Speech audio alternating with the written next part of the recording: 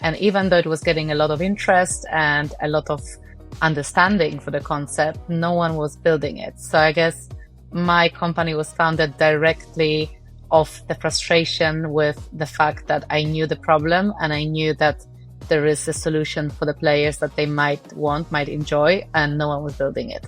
You're listening 15 Minutes Mastery, a show where leading iGaming experts share real, practical insights on growth, strategy, and performance. Stay with us for more expert insights. Hi, my name is Karolina Pelc. I'm a founder and CEO, previously a CEO of Beyond Play, acquired by FanDuel in 2024. Currently, I'm an author, investor, and mentor at Hairplay. Today, we're going to be talking about founding, scaling, and letting go in this podcast episode. What pushed you to move into building your own company? Listen, I haven't set out to be a founder from the beginning. I actually came across the concept of founder quite late in my career, to be honest. But I guess it was a frustration with the fact that I had this idea that originated back in my land-based casino games, and I kept going around conferences and giving out the idea for free. And even though it was getting a lot of interest and a lot of understanding for the concept, no one was building it. So I guess my company was founded directly of the frustration with the fact that I knew the problem and I knew that there is a solution for the players that they might enjoy, and no one was building it. So I decided to take this into my own hands. What is the biggest challenge when raising capital for the first time? I guess it depends whether you're asking me about mindset challenges versus practical challenges. And let me start with mindset. I guess it's just the simple psychology and being able to deal with rejection, because raising capital for a startup is very difficult, especially at the early stage. Investors are not really investing in your business or your product even at that time. They're investing in you as a founder and in your conviction. And conviction is contagious, but so is insecurity. So it very much depends on how you approach the capital raising process, how secure and confident and passionate you come across, and how well you can deal with countless rejections that you are going to experience before you get that couple of yeses that really matter. Now, when it comes to practical side, specifically for our industry, I think the biggest challenge is the fact that it's a very niche industry and the pool of investors you can tap into for capital is quite small.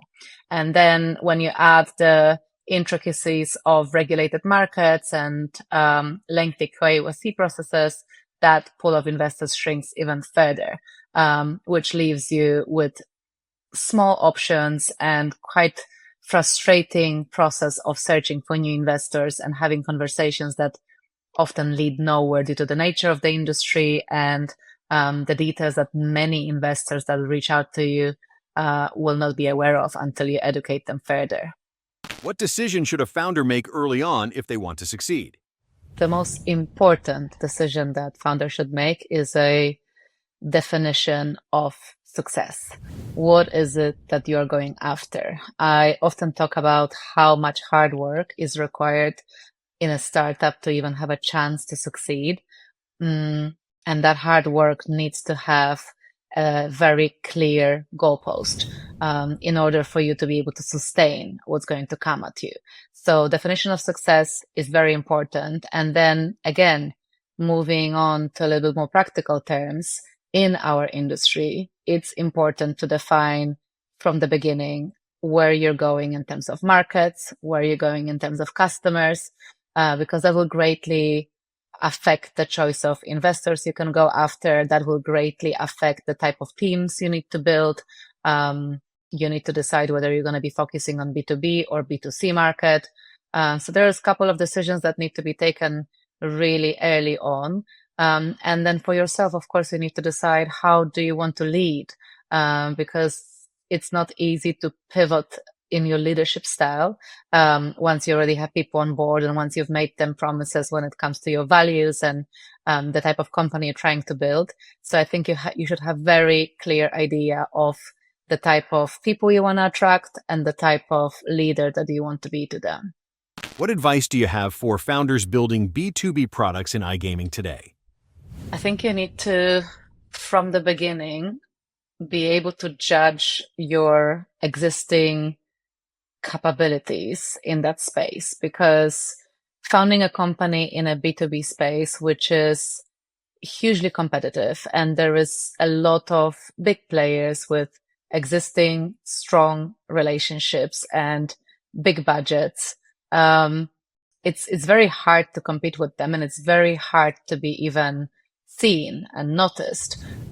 So going into that space without any relationships whatsoever, any connections, or proven track of success in a similar field, or at least in the industry, is difficult, in my opinion.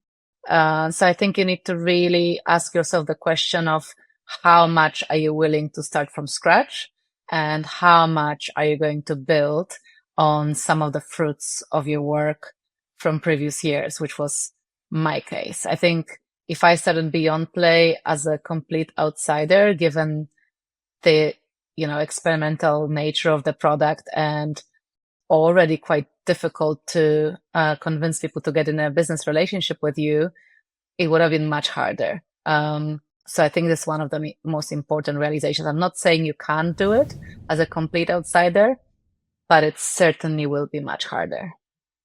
How do you decide which risks are worth taking? Risk is a funny concept to me because I am definitely a big risk taker. And I think there are two types of risks, and the decision-making process is slightly different, because there are those calculated risks that are backed by research and, your knowledge of the market and potential scenarios analysis. And then there are those more reckless risks that are driven by intuition, which from the outside looks like completely random decisions. But in my opinion, intuition is also based on your subconsciousness pushing certain data set towards you. So when it comes to calculated risks, as I said, I think you need to analyze what is the best case scenario here if I do take that risk, versus what is the worst case scenario of not taking that risk, and score it for yourself and be able to decide whether the benefit that can be brought to the business by taking the leap and by doing certain actions will be larger than the potential harm if things go the wrong way.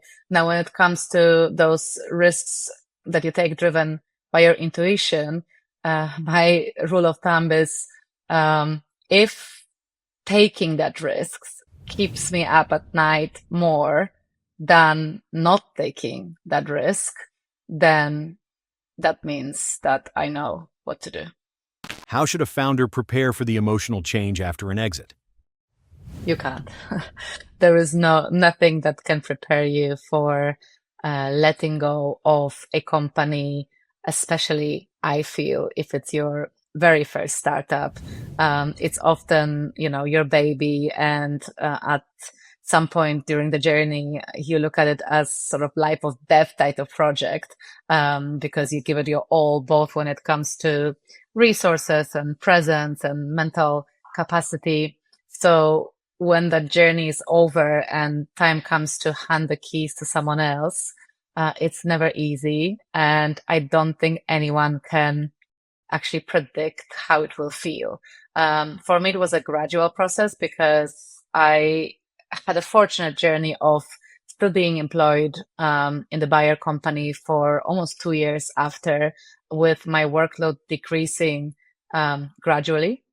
But I can't lie about the fact that it did introduce a bit of a identity crisis for me, because when you're used to driving, the car at 100 miles an hour, and all of a sudden you're forced to slow down, with the best intentions, of course, because you get more support, it doesn't come naturally to people like me who thrive in intensity, who are more productive under pressure, and who love to have their day filled with tasks in order to feel the sense of achievement.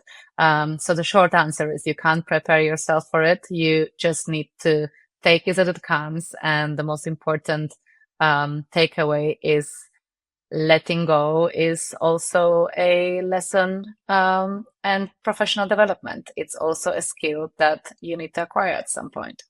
Looking back, what would you differently when you began as a founder? When it comes to doing things differently, there's obviously many lessons I learned. I was a first-time founder, so I guess I did more things wrong than I did right.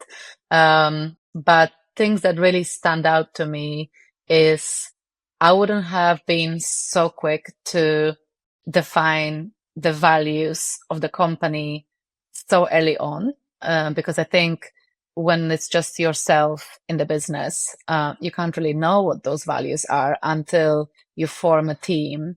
And it is the team that translates into culture that subsequently translate into values. So I actually had an example of having to change my values completely midway through the journey and communicate that to the team because we realized that we've been communicating things wrong at interviews and during the onboarding process, which set the wrong expectations from people. The second thing is understanding that bigger team or more customers doesn't necessarily translate into faster growth. I think we had that expectation that if we double up the team, we're going to be able to build faster, we're going to be able to get places sooner. And similarly, by getting more customers, we're going to be able to just keep increasing the revenue and growing like crazy. But I don't think we considered the type of complexities that come with both. The challenges on, HR level, and the dilution of focus and increase of risks. The more parties you have involved, the more risks you have and the more things go wrong. So I can't say that I wouldn't have been going that fast in trying to grow the business by, having a bigger team and having a bigger pipeline of customers. But I probably would have adjusted my expectations that will come with their own downsides.